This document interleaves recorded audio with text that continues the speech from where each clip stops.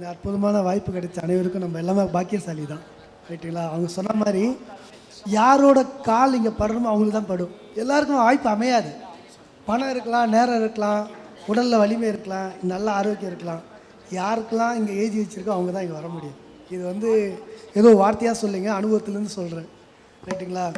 அவனின்றி ஒரு அணுவும் அசையாது. இதுதான் உண்மையான விஷயம்.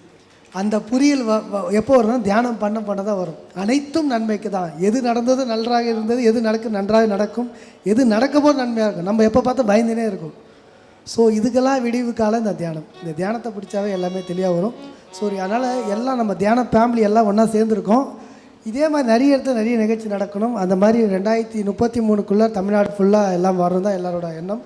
உங்களால் முடிஞ்ச உதவிகளை செய்து உங்கள் ஏரியாவில் 4 பேர் தியானத்தை சொல்லிக் கொடுக்கறதுக்கு உங்களால் என்ன முடியுமோ அதை செய்யுங்கன்னு தான் நான் சொல்ல வருவேன். உங்கள் வீடு மேலே ஒரு இடம் இருந்தால் ஒரு சின்னதாக ஒரு பிரமிட் பண்ணுங்க. பிரமிட் கட்ட முடியல கூட இடத்த கொடுத்து தியானத்தை சொல்லிக் கொடுத்ததுக்கு ரெகுலராக பண்ணுங்க.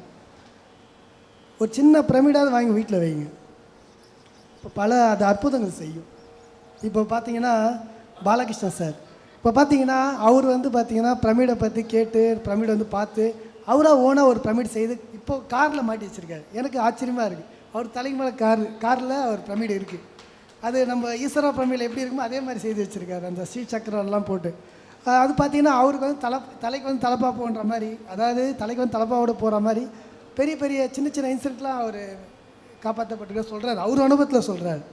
ஸோ அதனால் ஒரு பிரமிடு நம்மளுக்கு நிறைய ஆற்றலை தரும். ஓகேங்களா? உங்களுக்கு தெரிஞ்ச விஷயத்தை மட்டும் சொல்லுங்கள், அனுபவ ரீதியாக சொல்லுங்கள். இந்த வாய்ப்பு கொடுத்தவங்களுக்கு நன்றி. ரெடி இல்லைங்களா? Thank you very much.